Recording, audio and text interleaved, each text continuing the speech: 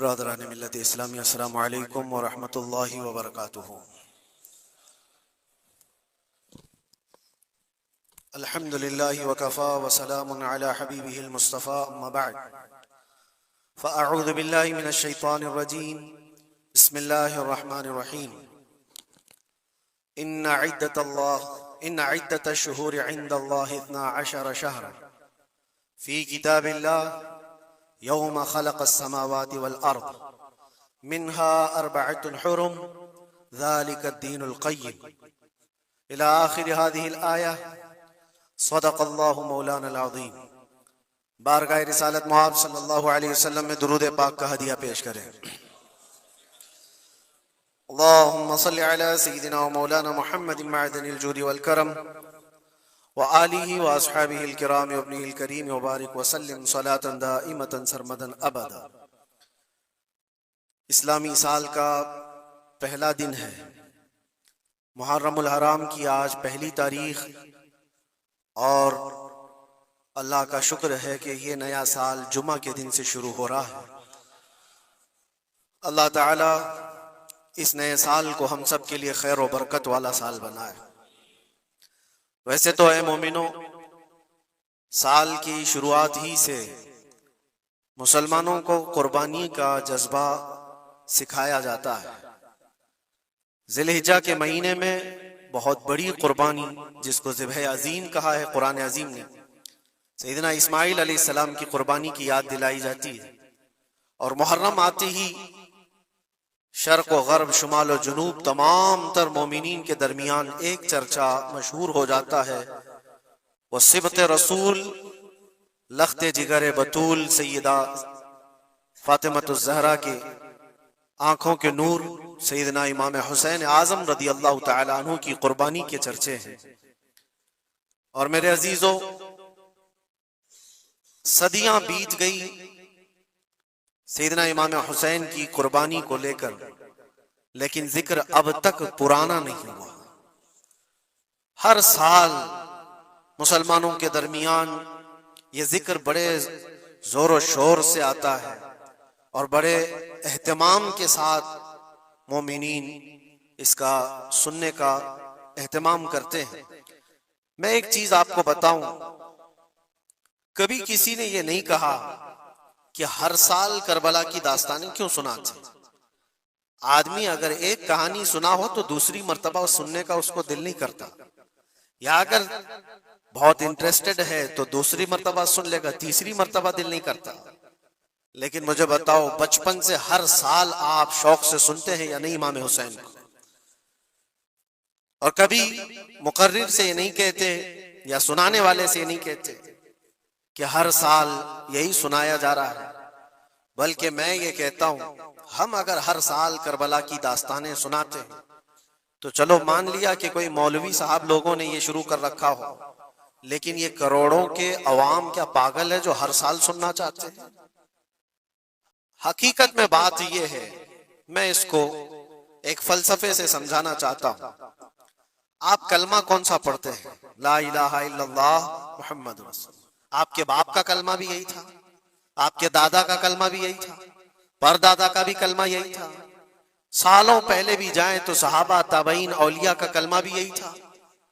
14 صدیاں بیت گئی، ہر صدی میں یہی کلمہ، اور آج بھی ہم اس کلمے کو ایک ایک بار نہیں سینکڑوں مرتبہ پڑھتے ہیں، اپنے بچوں کو بھی یہی یاد دلاتے ہیں۔ لیکن کبھی یہ کیوں نہیں کہتے کہ یہ کلمہ بہت پرانا ہے، اسی کو کیوں پڑھا جاتا ہے؟ نیا کلمہ نہیں آئے گا، پرانا ہے، سب کو پتا ہے، لیکن پڑھنے میں کبھی کسی کو اکتاہٹ بھی نہیں آتی۔ کلمہ طیبہ جو پڑھتا ہے اسے اندازہ ہوتا ہوگا، شوق سے اس کا ورد کرتا ہے۔ جہاں پر بھی ذکر کر کے دیکھیں آپ لا الہ الا اللہ محمد الرسول اللہ کا، اکتاہٹ نہیں آتی، بے چینی نہیں ہے، اس میں جدت ہے، اس میں نیاپن ہے۔ یہ کلمہ ہر صدی کا ہے، ہر زمانے کا ہے۔ تو 14 صدیوں سے جب کلمہ پرانا نہیں ہوا تو پھر وہ بات ہمیں یاد آتی، حسین اعظم ہے کون، جس کو اس شعر سے سمجھا گیا ہے، سر داد نہ داد دست در دست یزید، حقا کے بنائے لا الہ است حسین۔ سر دے دیا ہاتھ نہ دیا یزید کے ہاتھ میں، اور حق تو یہ ہے کہ لا الہ کی جڑ کا نام حسین ہے۔ تو لا الہ کی جڑ کا نام، لا الہ کی بنیاد کا نام حسین ہے، تو جس طرح کلمہ پرانا نہیں ہوتا اسی طرح حسین کا تذکرہ بھی کبھی پرانا نہیں ہوتا۔ عزیزان گرامی، محرم الحرام یہ حرمت والے 4 مہینوں میں سے ایک ہے۔ سال کے 12 مہینوں میں اللہ تعالیٰ نے قرآن پاک میں فرمایا 4 مہینے حرمت والے ہیں، رجب اور پھر یہ ذی القعدہ، ذی الحجہ اور محرم، یہ 4 مہینے حرمت والے ہیں۔ اس میں جنگ و جدال، قتل و قتال سب حرام ہے۔ صرف آپس کی بات نہیں کر رہا میں، کسی دوسرے کے ساتھ بھی جو جنگیں ہوتی تھی اس وقت یہ سب حرام ہو جاتی، سب تلواریں نیچے رکھ لیے جاتے حرمت والے مہینوں۔ لیکن تف ہے، لعنت ہے اس یزیدی فوج پر جس نے حرمت والے مہینے کا بھی خیال نہیں کیا، اور نہ ہی کفار و مشرکین سے ان کا مقابلہ تھا، بلکہ رسول اللہ کے گھر والوں سے مقابلہ تھا، اہل بیت اطہار سے مقابلہ تھا۔ حرمت والے مہینوں کی دھجیاں اڑا دی گئی، کربلا کے اس میدان کو پورا لالا زار کر دیا، اس طرح خون ریز کر دیا گیا، ہر جگہ اہل بیت کے ٹکڑے نظر آتے تھے۔ وہ ایک عظیم سانحہ ہے، ایک عظیم حادثہ ہے جس کو رہتی دنیا تک بھلایا نہیں جا سکتا۔ آج میں تھوڑی باتیں عرض کر کے آپ کے سامنے یہ بات رکھوں گا۔ اللہ کے نبی صلی اللہ تعالیٰ علیہ وسلم نے اس حرمت والے مہینے کی فضیلت بھی بیان فرمائی، اور اس محرم میں حضرت حفصہ رضی اللہ تعالیٰ عنہ جو حضور کی زوجہ ہیں وہ فرماتی ہیں رسول پاک صلی اللہ تعالیٰ علیہ وسلم 4 عمل زندگی میں کبھی ترک نہیں کرتے تھے، چھوڑتے نہیں تھے۔ وہ کیا ہیں؟ تو آپ فرماتی ہیں ان میں سے ایک عاشورہ کا روزہ حضور کبھی نہیں چھوڑتے تھے۔ عاشورہ کا روزہ رسول پاک صلی اللہ تعالیٰ علیہ وسلم کبھی ترک نہیں فرماتے، اس کی بڑی فضیلت ہے۔ یہ عاشورہ کیا ہے؟ 10ویں محرم کے دن کو عاشورہ کہا جاتا ہے، بڑا تاریخی دن ہے، اور بلکہ اللہ کے نبی صلی اللہ علیہ وسلم نے یہ بھی فرمایا قیامت بھی اسی دن کو آنے والی ہے۔ 10 محرم الحرام ہوگی اور جمعہ کا دن ہی ہوگا جس دن سور پھونکا جائے گا اور پوری دنیا فنا کر دی جائے گی اور قیامت کا منظر قائم ہو جائے گا۔ عاشورہ کا دن آتا ہے تو اے مومنو سب کے سب اللہ کی بارگاہ میں دوڑ آ جاؤ، عبادت کے لیے لگ جاؤ، اور اس دن یہ یاد کرنا چاہیے کہ یہی وہ دن ہوگا جب ہمیں بارگاہ رب العزت میں کھڑا کیا جائے گا۔ اولین سے لے کر آخرین تک جتنے بھی پیدا ہوئے اس روئے زمین پر سب کو اٹھایا جائے گا، حساب و کتاب ہوگا، اور وہ 50,000 سال کے برابر کا ایک دن ہوگا۔ اس دن کو یاد کر کے عاشورہ کا اہتمام کرنا ضروری ہے۔ عاشورہ میں تو ویسی یادگاریں بہت ہیں۔ آدم علیہ السلام کے متعلق ان کی توبہ اسی دن قبول ہوئی۔ نوح علیہ السلام کی قوم پر جو عذاب آیا تھا طوفان کا، وہ طوفان نوح سے کشتی کو جو نجات ملی نوح علیہ السلام کی، وہ بھی عاشورہ کا دن تھا۔ سیدنا یونس علیہ السلام کو مچھلی کے پیٹ سے باہر نکالا گیا، وہ بھی عاشورہ کا دن تھا۔ موسیٰ علیہ السلام کو فرعون سے نجات دی گئی، فرعون غرق ہو گیا، پانی میں ڈبو دیا گیا، وہ بھی عاشورہ کا دن تھا۔ بہت ساری اس طرح کی تاریخی چیزیں عاشورہ کے دن، لیکن یہ ساری تاریخوں پر ایک تاریخ غالب آ جاتی ہے، وہ رسول اللہ کے نواسے کی قربانی کا دن، اس لیے کہ وہ پوری امت کو ہلا دینے والا حادثہ ہے۔ نبی آخر الزمان صلی اللہ تعالی علیہ وسلم نے اپنے اس لخت جگر کو، اپنے اس نور نظر کو، جس کے لیے اپنے سجدے لمبے کر دیا کرتے تھے، جانتے ہیں آپ حضور پاک صلی اللہ علیہ وسلم کے ایک بیٹے تھے حضرت ابراہیم، اور یہ اسی زمانے کے ہیں جب حضرت امام حسین بھی پیدا ہوئے تھے، اور حضور کی گود میں آپ کے اپنے بیٹے بھی تھے۔ حضور صلی اللہ تعالیٰ علیہ وسلم کے وہ ایک ہی بیٹے ہیں جو 6 مہینے تک زندہ رہے۔ حضور صلی اللہ علیہ وسلم اپنی گود میں بٹھا کر انہیں پیار کر رہے تھے، اور امام حسین کو بھی گود میں رکھے ہوئے تھے، ایک طرف نواسا ہے اور ایک طرف بیٹا ہے۔ جبرائیل امین نے آ کر کے عرض کیا اللہ کے نبی صلی اللہ علیہ وسلم سے، کہا رب تبارک و تعالیٰ کی منشا یہ ہے کہ ان دونوں میں سے آپ کسی ایک ہی کو رکھ سکتے ہیں۔ اللہ کے نبی صلی اللہ علیہ وسلم نے امام حسین پر اپنے بیٹے کو قربان کر دیا۔ کہا اے جبرائیل حسین کو رہنے دو، اس لیے کہ یہ میری آنکھوں کا بھی نور ہے اور فاطمہ کی آنکھوں کا بھی نور ہے۔ پھر چند ہی دن کے بعد حضرت ابراہیم کا انتقال ہو گیا۔ آپ اندازہ کریں جس حسین اعظم کے لیے رسول پاک صلی اللہ علیہ وسلم نے اپنے بیٹے کو قربان کیا، اور مدینے کی گلیوں میں جس کو اپنے کندھوں پر اٹھا کر سوار کرتے تھے، امام حسین حضور کے صلی اللہ تعالیٰ علیہ وسلم کے کندھوں پر سواری کیا کرتے تھے، دوش نبوت جن کی سواری ہو، اندازہ کر سکتا ہے کوئی؟ اس حسین اعظم کے چرچے مدینہ طیبہ میں بچپن میں ہی عام تھے. صحابہ اکرام رضوان اللہ تعالی علیہ مجمعین دیکھتے تھے. کبھی حضور صلی اللہ تعالی علیہ وسلم مسجد نبوی تشریف لاتے تو یہ دونوں شہزادے حضور کے جبے پر لٹکے ہوئے آتے تھے. کبھی حضور ممبر پر کھڑے ہیں تو ایک شہزادہ حضور کے ایک قدم کو پکڑا ہے، دوسرا دوسرے قدم کو پکڑا ہوا ہے. یہ تو ان کی پرورش تھی جو بچپنے کی تھی. صحابہ ان کی اس بچپنے پر رشک کیا کرتے تھے، اور صحابہ اکرام رضوان اللہ تعالی علیہ مجمعین ادب حد درجے کا کرتے تھے. آپ کو میں بتاؤں، ادب تو ایسا تھا اہل بیت اطہار کا.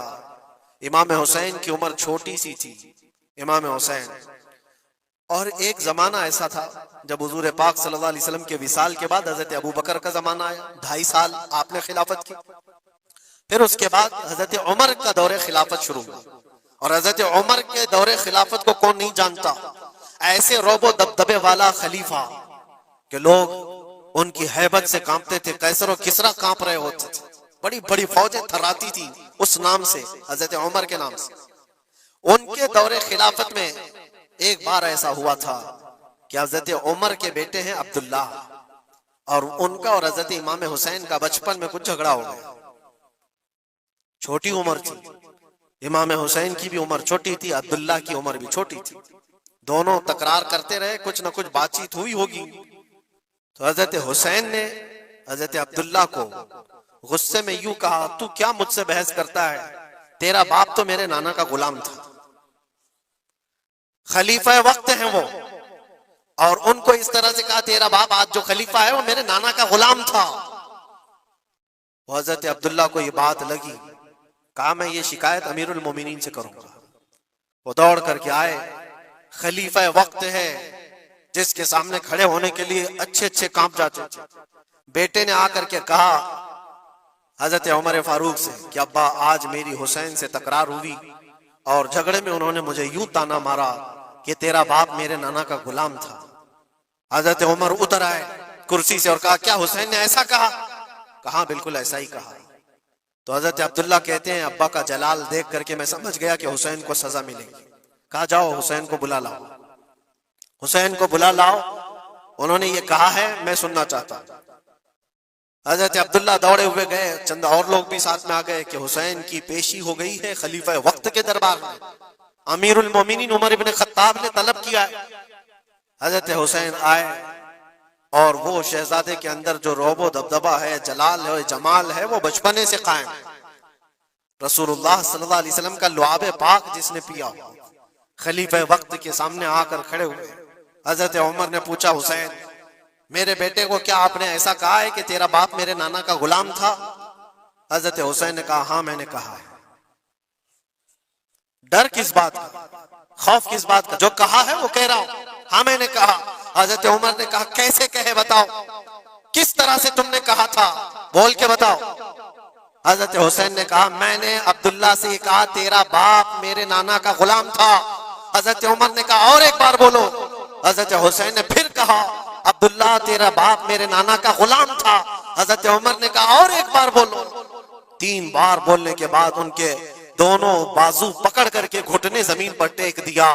حضرت امیر المومنین کہتے ہیں میری بخشش کے لیے تمہارے جملے ہی کافی ہو گئے. آپ نے جو مجھے سند دی ہے اے حسین، بس یہ جملہ کل قیامت کے دن بھی کہہ دینا، جب میرا حساب ہو رہا ہو تو اتنا کہہ دینا عبداللہ کا باپ عمر میرے نانا کا غلام تھا. اس لیے کہ رسول کریم صلی اللہ علیہ وسلم نے فرمایا ہے الحسن والحسین سیدہ شباب اہل الجنہ، حسن اور حسین جنتی جوانوں کے سردار ہیں.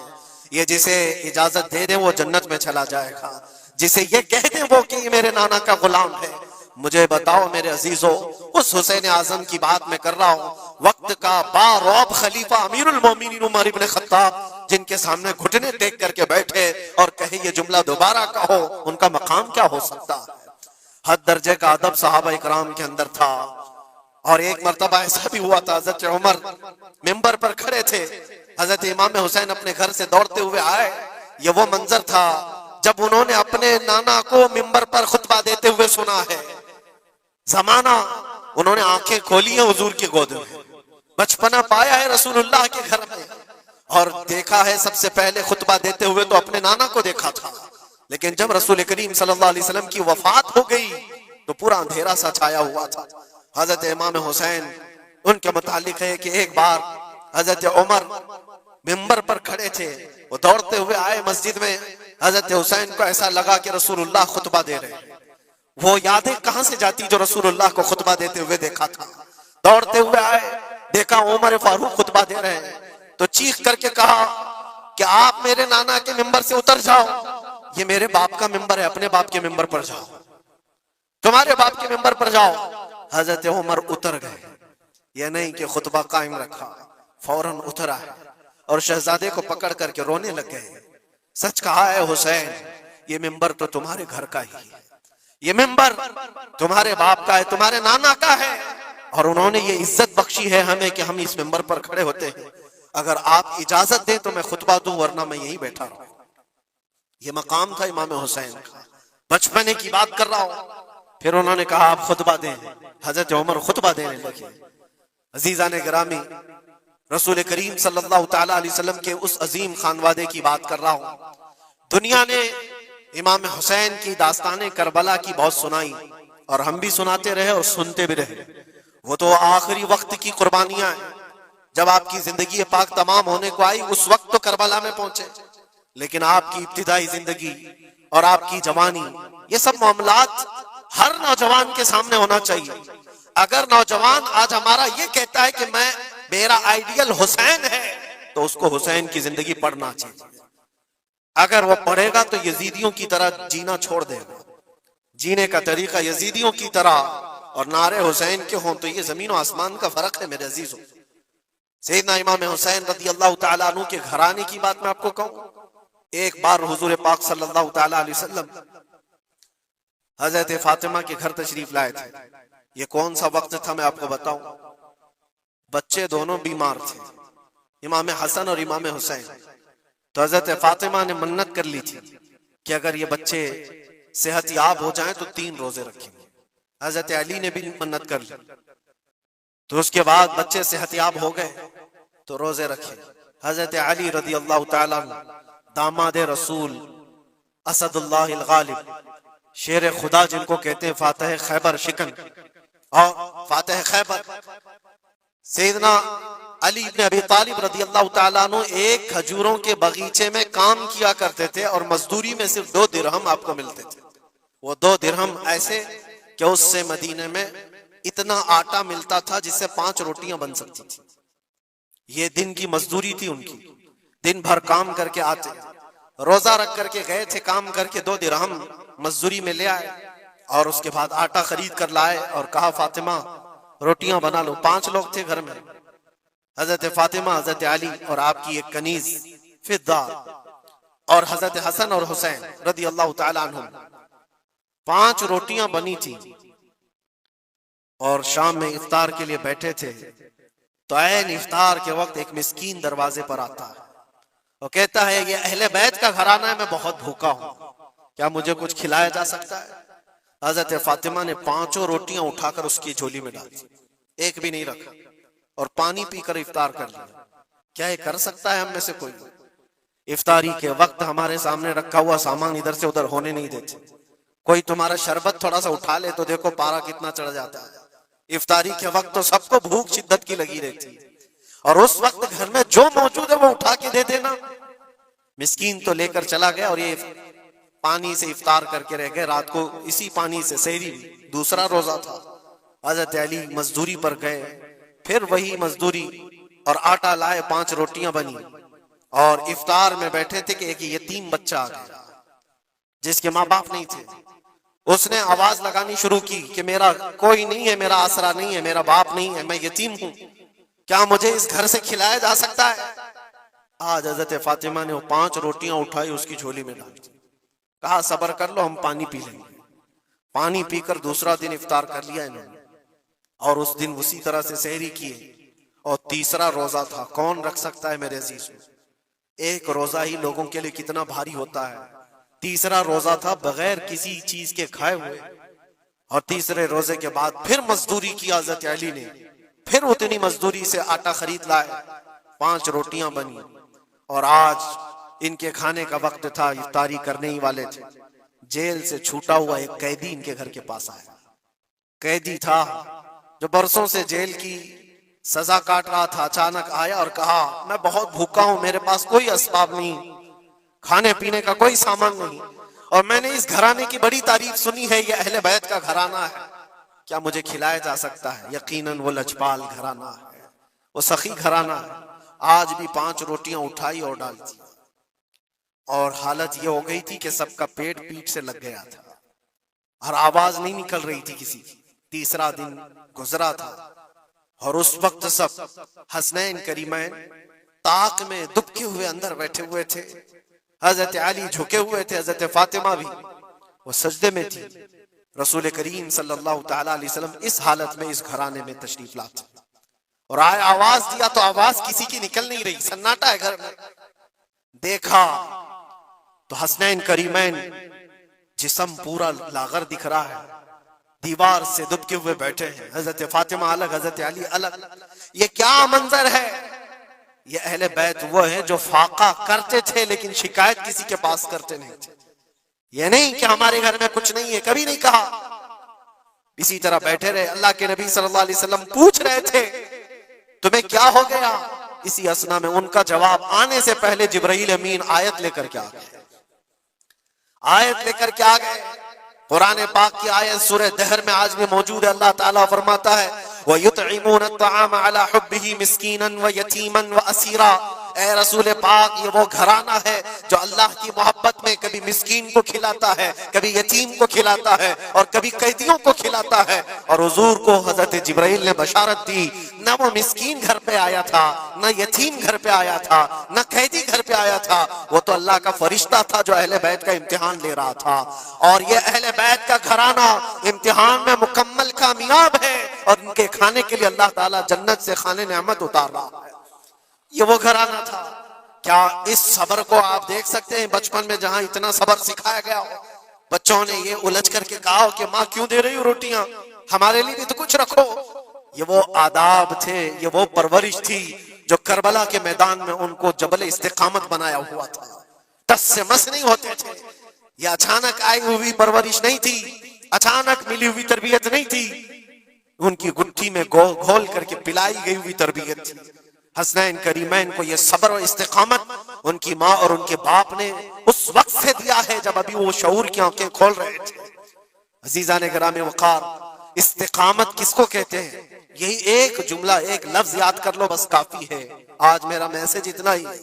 استقامت ہے صرف اور صرف ظلم سہ کر کے مر جانا، یہ کوئی کمال کی بات نہیں۔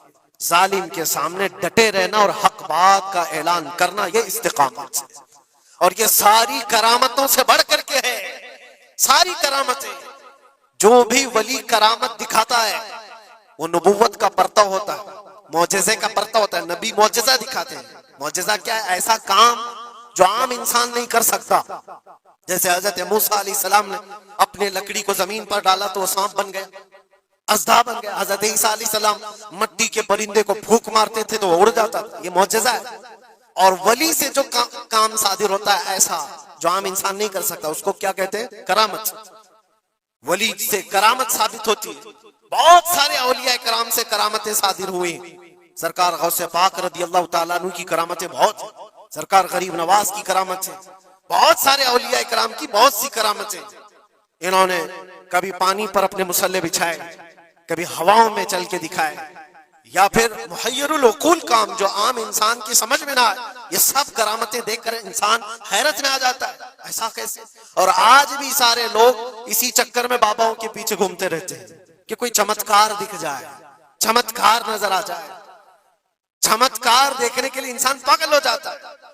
اسی جو آپ کی زبان میں چمتکار اور کرامت الگ چیز ہے۔ جادوگر کوئی چیز دکھا رہا ہے وہ چمتکار ہے۔ کرامت دیکھ کر کے تم یہ سمجھنے لگتے ہو اس سے بڑا کوئی ہو ہی نہیں سکتا، اس سے بڑا کوئی نہیں ہو سکتا۔ اگر تمہارے سامنے کوئی بابا ہوا میں اڑ کے دکھا دیا تو ہو گیا پھر تمہارا، ساری چیزیں اس کے پیچھے قربان، اس سے پہنچا ہوا کوئی نہیں۔ میں آپ کو کہتا ہوں دنیا کی ساری کرامتیں ایک جگہ پر حق بات پر اٹل ہو جانا استقامت اس سے بڑھ کر کے۔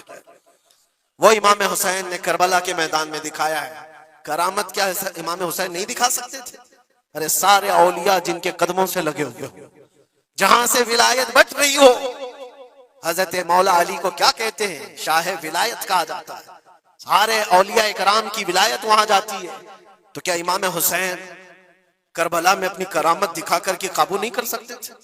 اور لوگوں کے اس ذہن میں آنے والے سوال کو دور کرنے کے لیے امام حسین کے شہزادوں میں 600 سال بعد آنے والے غریب نواز نے اجمیر کی دھرتی پر دکھایا بھی تھا، تم اگر پانی بند کرتے ہو تو معین الدین ایک کھٹوری میں پورا پانی سما سکتا ہے۔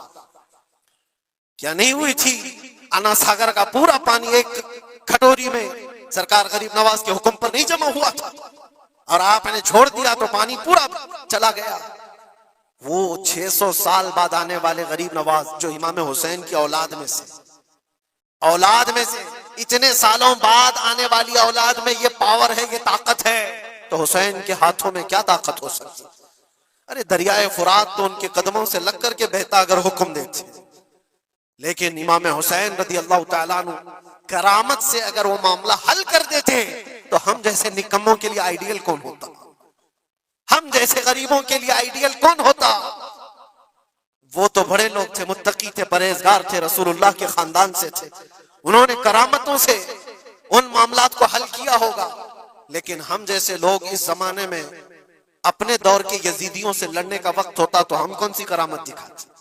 اسی لیے امام حسین نے قیامت تک آنے والے مسلمانوں کے لیے کرامت دکھا کر کے اس میدان کو فتح نہیں کیا، استقامت دکھا کر۔ یہ میسج تھا کہ اے مسلمانوں، جیسی بھی بڑی طاقت تمہارے سامنے آئے ڈٹے رہو، جمے رہو، اور مرنے کا خوف نہ رکھو۔ اگر کٹ جاتے ہو، مر جاتے ہو تو کوئی فرق نہیں پڑتا، کیونکہ رب تبارک و تعالیٰ نے پہلے ہی قرآن میں گواہی دے دی ہے وَلَا تَقُولُوا لِمَنْ يُقْتَلُ فِي سَبِيلِ اللَّهِ أَمْوَاتٌ بَلْ أَحْيَاءٌ وَلَكِنْ لَا تَشْعُرُونَ۔ جو اللہ کی راہ میں مارے جائیں انہیں مردہ نہ کہو، وہ زندہ ہیں، تمہیں اس کا شعور نہیں۔ اور وہ زندگی تو آج بھی ہم دیکھ رہے ہیں، آج بھی ہم دیکھ رہے ہیں، اسلام زندہ ہوتا ہے ہر کربلا کے بعد۔ کیا یہ نہیں دیکھ رہے؟ ہر گھر پہ امام حسین کے چرچے، جلنے والے ہوں گے، کڑنے والے ہوں گے، لیکن ان کو انگلیوں پہ گنا جا سکتا ہے، باقی چاہنے والوں کی تعداد ستاروں سے زیادہ ہے۔ امام حسین کا جھنڈا آج بھی اسی طرح لہرا رہا ہے۔ سچ بتاؤں میں آپ کو، کبھی آپ کو اتفاق ہو تو ملک شام کے دمشق میں بھی جانا، جہاں پر 3 سال یزید کا دربار لگتا تھا، وہ بھی اپنے وقت کا خلیفہ بنا ہوا تھا، اور اس نے جو اپنے دور خلافت میں، اپنے دور حکومت میں ظلم ڈھائے وہ تاریخ میں رقم ہو چکے۔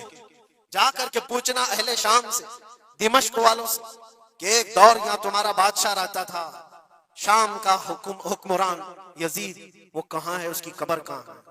لوگ تو بغلیں اٹھا کر کے آپ کو کہیں گے کہ یہاں تو کوئی ایسی قبر نہیں دی۔ ہاں ہم کو پتا ہے، بعض مورخین نے، بعض دانشور جو پڑھے لکھے وہ کہتے ہیں جہاں پر سارا کچرا ایک جگہ پھینکا جاتا ہے، ڈم کیا جاتا ہے دمشق کا، وہاں کہیں اس کی قبر کھو گئی، اس میں کہیں قبر کھو گئی۔ یہ تو اس کی بات کر رہا ہوں جو بادشاہ تھا، فوج رکھتا تھا، تاج رکھتا تھا، تخت رکھتا تھا اور حکومت رکھتا تھا، اس کا سوال ایسے۔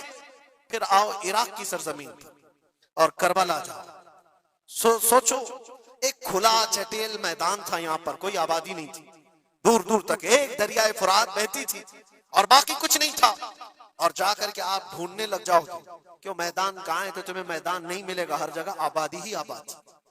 ایک حسین و جمیل شہر ہے، اور لوگوں سے پوچھو کہ یہاں تو ہم نے سنا تھا رسول اللہ کے شہزادے حسین کو کاٹ کر کے ٹکڑوں میں بدل دیا گیا تھا، ان کے شہزادوں کو، اور امام حسین کے سر کو الگ کر دیا گیا، جسم کو الگ کر دیا گیا، ان کے بیٹوں کے جسم پر گھوڑے دوڑا دیے گئے تھے۔ سنا تو ایسا تھا کہ ان کے سب جسم کو اس طرح سے بکھیر دیا گیا تھا، وہ کہاں ہیں؟ کیا مٹ گئے تاریخ میں؟ نہیں، آپ کو ہاتھ پکڑ کر لے جا کر ایسے دربار میں کھڑا کریں گے جس دربار کی اونچائی دیکھنے سے ٹوپی گر جاتی ہے۔ اس حسین دربار کو دیکھتے ہی دل میں ہیبت طاری ہوتی ہے، اور پھر تم بے اختیار یہ کہہ دو گے، حسین کا دربار دیکھتے ہی تمہاری زبان سے یہ الفاظ نکل پڑیں گے، شاہ است حسین، بادشاہ است حسین۔ وہ اب بھی بادشاہ ہے، اب بھی شاہ ہے، اور ہزاروں لوگوں کو دیکھا ہے ہم نے حسین اعظم کی قبر پاک کے پاس آتے ہیں۔ میں پوچھا تھا ایک بڑے بزرگ سے، چٹیاں وہاں پر بہت اندر رہتی ہیں، بہت سارے لوگ اپنے پیسے بھی ڈالتے ہیں، نذرانے بھی پیش کرتے ہیں، بہت ساری چٹیاں ہوتی ہیں. میں نے پوچھا چٹیاں کیا ہیں؟ کہا برسوں سے رواج ہے، جب کسی کا کوئی مسئلہ حل نہیں ہوتا تو وہ پورا چٹی میں اپنا لکھ کر کے لاتا ہے اور امام حسین کے پاس پیش کرتا ہے، اس لیے کہ اس کا وجدان یہ کہتا ہے ہم رعایا ہیں اور وہ بادشاہ ہے. بادشاہ کے سامنے اگر شکایت نہ کی جائے تو پھر کس کے سامنے کی جائے؟ لوگ اپنی شکایتیں آج بھی پیش کرتے ہیں. میں کہنا یہ چاہتا ہوں میرے عزیزو، 14 صدیوں کے بعد بھی جس کی بادشاہت ختم نہیں ہوتی وہ کس بات کی وجہ سے ہے؟ وہ استقامت کی بنیاد پر ہے. اسی لیے تو قرآن میں اللہ نے فرمایا ان الذین قالوا ربنا اللہ ثم استقاموا، بے شک وہ لوگ جنہوں نے کہا ہمارا رب اللہ ہے پھر جمے رہ گئے، تتنزل علیہم الملائکہ، ان پر اللہ فرشتے اتارتا ہے. اور فرشتے یہ کہتے ہوئے آتے ہیں جو استقامت کے ساتھ کھڑا ہے اس کو کہ گھبراؤ مت، ڈرو مت، اللہ ان قریب اللہ تبارک و تعالیٰ نے جو تم سے وعدہ کیا ہے وہ تمہیں ملنے والا ہے. یہ استقامت کے ساتھ رہنے والے کے لیے ملائکہ اتارے جاتے ہیں. آج بھی ہمارا امتحان اسی استقامت کو لے کر کے ہے. کتنے جمے رہو گے، کتنے ڈٹے رہو گے، یہی امتحان آنے والا ہے. آگے بھی دیکھنا، اس زمانے میں بھی دیکھنا، تمہاری ٹوپیاں اتاری جا رہی، تمہاری داڑیاں نوچی جا رہی، تمہارے برقعے، تمہارے حجاب سب سوالیہ نشان ہیں. اب تو حالات یہ ہو گئے ہیں لوگوں کو اتنی کھجلی ہے کہ اذان کی آواز سے بھی پورے جسم میں کچھ لوگوں کو کھجلیاں ہوتی ہیں. تکلیفیں اتنی ہیں کہ سب اتار دو، کوئی اذان کی آواز نہیں. صدیوں سے جو اذان کی آوازیں گونج رہی تھی، آج پتہ نہیں پاگلوں کے دماغ میں کون سی چیز سوار ہے، کون سا شیطان سوار ہے. یہ صرف اور صرف اس لیے نہیں ہے کہ ابھی ابھی کے بنے ہوئے شیطان ہیں، شیطان تو پرانے ہیں، لیکن امتحان کی گھڑی تمہاری ہے. وقت ابھی ہمارے امتحان کا آ چکا ہے. یہ جو پوری دنیا کے حالات آپ دیکھ رہے ہیں، ان حالات میں بھی میرے عزیزو ایک بات یاد رکھنا، بہت سارے طوفان، بہت ساری آندھیاں آئیں گی. اگر تم ایمان کی حفاظت کے ساتھ اس دنیا سے گئے تو امن میں ہو، ورنہ اللہ کے نبی صلی اللہ علیہ وسلم نے اسی زمانے کے لیے فرمایا تھا وہ زمانہ آئے گا میری امت پر کہ صبح مومن ہوں گے، شام میں کافر ہو جائیں گے. شام میں مومن سوئیں گے، صبح کافر اٹھیں گے. وہ اس زمانے میں ہم آ چکے ہیں جہاں ایمان کا سودا ہونے لگ گیا ہے. لوگ تو آج، مجھے پتا ہے میں ہر چیز پر بات کروں تو بہت لمبی بات چلی جائے گی. ہماری قوم میں سب سے زیادہ وہ غدار لوگ موجود ہیں جو چند ٹکوں کے لیے، جو چند پیسوں کے لیے مخبری کیا کرتے ہیں اور ایمان بیچتے ہیں. ان کو کیا حاصل ہوتا ہے؟ اپنی قوم کی خبریں جا کر کے لوگوں کو پہنچانا، پولیس کو خبر دینا، اس کو خبر دینا، نیتاؤں کی چاٹو گیری کرنا. یہ سب چیزیں تمہارے ہاں کہاں سے آ گئی؟ تم تو خیر امت ہو، حسین اعظم کے غلاموں میں تمہارا نام ہوتا ہے. تمہارا سینہ تو ایسا ہونا چاہیے کہ کبھی تمہیں کوئی غلامی پہ جھکا نہ سکے. لیکن جو لوگ غلامی کو پسند کر کے تلوے چھاٹنا چاہتے ہو، یاد رکھنا اس دنیا میں بھی ذلت ہے، آخرت میں بھی بڑی ذلت ہے. بہت بڑی ذلت کا توق اٹھا کر کے اٹھائے جائیں گے. اسی لیے باز آؤ اے نوجوانوں، میں آپ سے کہتا ہوں، لالچ پر، پیسوں پر، تھوڑی سہولت دینے پر اگر تم بک جاتے ہو تو تم سے زیادہ اس روئے زمین پر کوئی بدنصیب نہیں ہوگا، کوئی بدنصیب نہیں ہوگا. آپ کو پتا ہے منافقین کے رد میں اللہ نے کتنی آیتیں اتاری، اور قرآن میں اللہ نے فرمایا ان المنافقین فی الدرک الاسفل من النار، بے شک منافقین جہنم کے سب سے نیچے حصے میں ہوں گے، سب سے زیادہ عذاب میں ہوں گے. کون ہے وہ منافق؟ جو چہرے سے مسلمان دکھتے ہوں، اندر سے کافر ہوتے ہیں. یہ دغا باز، دھوکے باز. آج پتا ہے آپ کو ایران کی اس لڑائی میں سب سے زیادہ اسے نقصان کس چیز سے ہوا تھا؟ میں اس جنگ پر بات نہیں کر رہا، لیکن اس مقابلے کو آپ اپنے سامنے جو پیش آ رہی ہیں ان حالات کو دیکھ کر کے سمجھو. سب سے زیادہ یہودیوں کی طرف سے نہیں، ان کی قوم میں موجود ان کے غداروں سے تھا، جنہوں نے جگہ جگہ بم اڑائے، جگہ جگہ اسرائیل کا کام کیا وہاں پر. یہ سارے ہر زمانے میں ہوتے ہیں. ان کو کیا فائدہ تھا؟ ان کو کیا چیز ملنے والی تھی؟ بس تھوڑے سے پیسے یا تھوڑی سی سہولتیں یا تھوڑا سا دنیا کا عیش ملتا. یہ ہر زمانے میں ہوتا ہے. یہ تمہاری زندگی میں کبھی آفر آئے تو ٹھکرا دینا، اس لیے کہ رسول اللہ سے غداری کبھی نہیں کرنا. حضور پاک صلی اللہ تعالی علیہ وسلم کو قبر میں بھی تمہیں منہ دکھانا ہے اور حشر میں بھی منہ دکھانا ہے. آج تمہاری دشمنی بھی اگر کسی مسلمان سے ہو جائے تو اس کی خبر گیری کرنا یا اس کی جاسوسی کر کے دوسرے تک پہنچانا، یہ سخت قبیح کام ہے، بہت ہی برا فعل ہے. اس اللہ تعالیٰ کی اس پر لعنت ہے جو اس طرح کے کاموں میں مصروف ہے. غداروں سے بہت بڑا نقصان ہے. آج استقامت کی بات میں کر رہا ہوں، ایسے حالات بھی تمہارے ساتھ آئیں گے، تمہارے اپنے ٹوٹ جائیں گے، بکھر جائیں گے، لوگ چھوڑ کر کے غداری کریں گے۔ آپ کو میں بتاؤں، میں قید کی حالت میں تھا، 22 دن تک مجھے ادھر سے ادھر گھمایا جا رہا تھا انویسٹیگیشن کے نام پر۔ ایسا لگ رہا تھا کہ یہ بہت بڑا کوئی آتنکوادی پکڑ کر کے لائے، پورا جلوس لے کر کے گھوم رہے۔ ارے 2 جملے کیا بول لے جس کی بنیاد پر اتنے ساری تم نے گھما دیے ساری چیزیں۔ میں کبھی بولتا نہیں اس چیز پر، آج میں آپ کو بتا رہا ہوں، میرے سامنے بیٹھا ہوا آفیسر جو انویسٹیگیشن کر رہا ہو، اسے تو 5 چیزیں معلوم تھی، وہ یہ چیزیں پوچھ رہا ہے، لیکن سامنے مجھے خود اس نے بتایا۔ تھوڑی دیر کے بعد میسج آتا ہے، پھر میسج آتا ہے، پھر میسج آتا ہے، اور وہ ہنس رہا ہے اور کہہ رہا ہے مفتی صاحب یہ دیکھو آپ کے فلاں حضرت نے میسج دیا، آپ کی اس تقریر کی کلپ ان کو بھیجیے، یہ بھی پوچھو ان سے، یہ بھی پوچھو ان سے۔ مجھے سب پتا ہے، میں کبھی اس چیز کو اظہار میں نہیں لاؤں گا، لیکن اس کا انصاف اللہ کی بارگاہ میں ہوگا، اللہ کی بارگاہ میں فیصلہ ہوگا، اور جب رسول اللہ کے دربار میں ہم کھڑے ہوں گے تو دیکھنا ہم کس کے ساتھ ہوں گے اور تم کس کے ساتھ کھڑے رہو گے۔ دیکھنا اس بات کو، ایک بندہ رسول اللہ کی عزت کے لیے کفار و مشرکین کے نرغے میں بیٹھا ہو اور تم اپنی روٹیاں سیکنے کے لیے اس کے سامنے ہماری جاسوسی کرتے ہو اور اس سے کہتے ہو کسی حالت میں چھوڑنا مت، کسی حالت میں چھوڑنا مت، اور وہ لوگ جانتے ہیں اور وہ کہتے ہیں آپ گھبراؤ مت، ہم تو اپنا پروسیس کریں گے، اور ایسے لوگ ہمارے پاس بہت سارے ہیں جو بھیجتے رہتے ہیں، ہم تو اپنا کام ہی کریں گے۔ لیکن میرے عزیزو، وہ کام اپنا کر رہے ہوں گے لیکن دل پر چھریاں چلتی ہیں۔ یہ کون سے لوگ ہیں؟ کس نبی کا کلمہ پڑھے ہوئے لوگ ہیں؟ تمہارے لیے رسول اللہ کی ناموس بھی کوئی معنی نہیں رکھتی، حضور پاک کی عزت بھی کوئی معنی نہیں رکھتی۔ اس چیز سے آج پوری قوم پریشان ہے۔ بڑی بڑی جنگیں اسی لیے ہاری جاتی ہیں جب قوم کے اندر منافقین موجود ہوتے ہیں۔ آج اس چیز کے اپنے دل کو بھی پاک رکھو۔ ہم نے تاریخ دیکھی ہے، ٹیپو سلطان یوں ہی نہیں مرے تھے، ٹیپو سلطان کو انگریزوں کے ہاتھ میں دینے والا بھی غدار موجود تھا، مسلمان تھا۔ یہ ساری غداریاں آج جو آئی، کتنے تو ایسے ہیں پہلے ہی سے جا کر کے کہتے مسجد میں یہ ہو رہا ہے، مسجد میں یہ ہو رہا ہے۔ یاد رکھنا قیامت کے دن تمہارے چہرے کالے ہوں گے، اللہ کی بارگاہ میں پکڑے جاؤ گے۔ وَمَنْ أَظْلَمُ مِمَّنْ مَنَعَ مَسَاجِدَ اللَّهِ أَن يُذْكَرَ فِيهَا اسْمُهُ وَسَعَىٰ فِي خَرَابِهَا۔ اللہ فرماتا ہے اس سے بڑا ظالم کون؟ جو اللہ کی مسجدوں میں اللہ کا ذکر کرنے سے روکتا ہے، اس سے بڑا ظالم کون ہے؟ اور وہ سب ظالم آج دیکھنے کو آ رہے ہیں۔ بہرحال خلاصہ کلام یہ ہے میرے عزیزو، ہم حسینی ایمان رکھتے ہیں اور حسین کی طرح اللہ کی بارگاہ میں دعا بھی کرتے ہیں کہ مولا ساری قربانیاں ہو جائیں مگر ایمان کا سودا کرنے کی نوبت کبھی نہ آئے۔ رب تبارک و تعالی ہماری یہ حفاظت فرمائے کہ ہمارے جسم کے چھتڑے ہو جائیں مگر مولا تیرے حبیب پاک کی عزت اور ان کی محبت بال برابر بھی ہمارے دل میں فرق آنے نہ پائے، بال برابر بھی فرق ہونے نہ پائے۔ اپنی اولاد کو بھی یہی تعلیم دے کر جاؤ، یہی تعلیم دے کر جاؤ۔ کربلا سننے کا مطلب یہ نہیں ہے ماتھا پیٹ لیا، سینہ پیٹ لیا، رو دھو کر کے اٹھ گئے۔ رونا تو سب کو آسانی سے آ جائے گا، لیکن حسین کے اس میسج کو اپنے بچوں میں ایسا پلا کر کے جاؤ کہ تمہارے دور میں بھی یزید آئیں گے، تمہارے دور میں بھی یزیدی فتنے ہوں گے۔